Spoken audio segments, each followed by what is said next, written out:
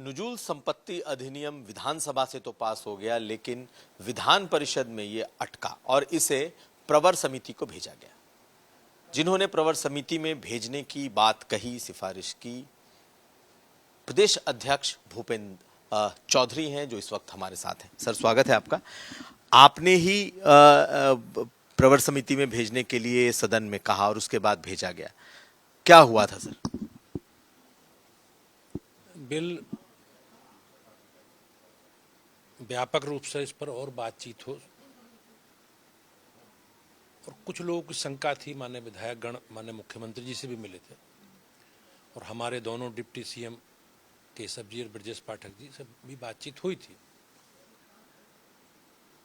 और हम सब लोगों ने मिलकर मैंने एक प्रस्ताव रखा कि इसे और व्यापक विचार विमर्श के लिए, क्योंकि लोकतंत्र में एक सामान्य प्रक्रिया है, इस तरह के बिल जो भी पास होते हैं, पारित होते हैं, उसमें हम लोग विचार विमर्श के लिए, व्यापक विचार विमर्श के लिए, कुछ लोगों के मन में शंकाएं होती हैं, उनको दूर करने के लिए इस तरह की प्रक्रिया है। सदन ने, विधान परिषद ने सहमति से इस बिल को प्रवर समिति को सौंपा है और समिति गहनता से विचार विमर्श करके उन सारे विषयों पर जिन लोगों को आपत्ति है उसका समाधान करके इसका प्रारूप प्रस्तुत करेगी। लेकिन सवाल सिर्फ इसलिए उठ रहे हैं कि एक दिन पहले ही विधानसभा ने पास किया और ऐसा लग रहा है जैसे ये बिल या तो हड़बड़ी में लाया गया या लोगों तक ये बिल पूरी तरीके से नहीं पहुंचा और तब शायद आप लोगों को आगे आना पड़ा कि नहीं, ये जल्दबाजी में। नहीं, मुझे इसकी जानकारी नहीं है, लेकिन कल विधान परिषद में लोगों के सुझाव आए थे और माननीय मुख्यमंत्री जी से भी लोगों ने, माननीय विधायकों ने, हमारे दोनों डिप्टी सीएम ने सबसे बातचीत की थी इसमें।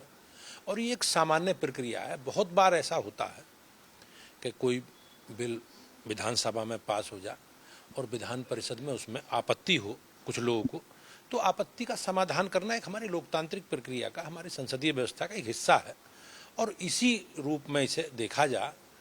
और जो भी लोगों की आपत्ति हैं, शंकाएं हैं, समिति उनका सबका निराकरण करके और बिल पर सुझाव प्रस्तुत करेगी। लेकिन सर, कहा यह जाता है कि एक कंसेंसस हो जाता है सरकार में, विधानमंडल दल के अलग अलग सदन हैं, तो आपको लगता नहीं है कि पहले ही इस पर विचार विमर्श हो जाना चाहिए था, पहले ही इसकी शंकाओं का समाधान हो जाना चाहिए था, तो ये स्थिति नहीं बनी? नहीं, ऐसा कुछ है नहीं और ये एक सामान्य प्रक्रिया है।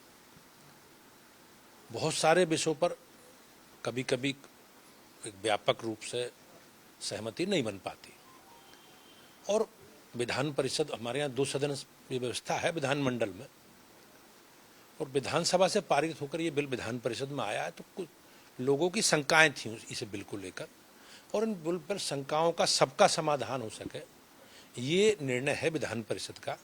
और माननीय सभापति जी ने प्रवर समिति को इस बिल को प्रस्तुत करने का निर्देश दिया है और ये एक सहमति से हुआ है, सब लोग इस पर सहमत हैं और एक स्वस्थ परंपरा है लोकतंत्र की। उस लोकतंत्र की परंपरा के साथ हम लोग आगे बढ़ रहे हैं। आपको लगता है कि अब इस बिल में और चेंजेस होंगे और उसके बाद नए तरीके से? नहीं, निश्चित रूप से जो भी सुझाव होंगे माननीय सदस्यों के, जो समिति माननीय अध्यक्ष बनाएंगे सदस्यों की, वो जो भी सुझाव होंगे उन्हें जोड़कर बिल का प्रारूप प्रस्तुत करेगी। जैसे संगठन और सरकार की जो बात निकली थी, ऐसा कुछ नहीं? ऐसा कुछ नहीं है। परिषद के सदस्य के नाते मैंने ये सुझाव दिया कि बिल को समिति के, प्रवर समिति को सौंपा जाए, जिससे और गहनता से, व्यापकता से इस पर विचार हो। इसके लिए आखिरी सवाल है, इसके लिए क्या मुख्यमंत्री, दोनों उप मुख्यमंत्री, आप सबों के बीच में सहमति बनी विधानसभा में इसे प्रवर समिति?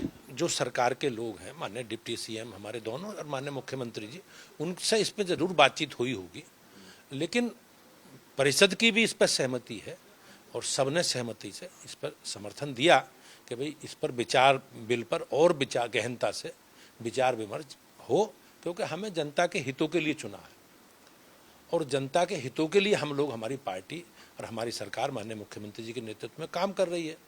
तो इसमें सबकी लगभग सहमति है और बिल पर जो भी सुझाव लोगों के होंगे, जो वक्तव्य होंगे लोग हमारे माननीय सदस्यों के, उन्हें जोड़कर इस पर आगे बढ़ेंगे। दोबारा बिल आएगा? नहीं, जो इसकी प्रक्रिया है सदन की, उस प्रक्रिया में जो भी व्यवस्था होगी वैसा ही होगा। शुक्रिया।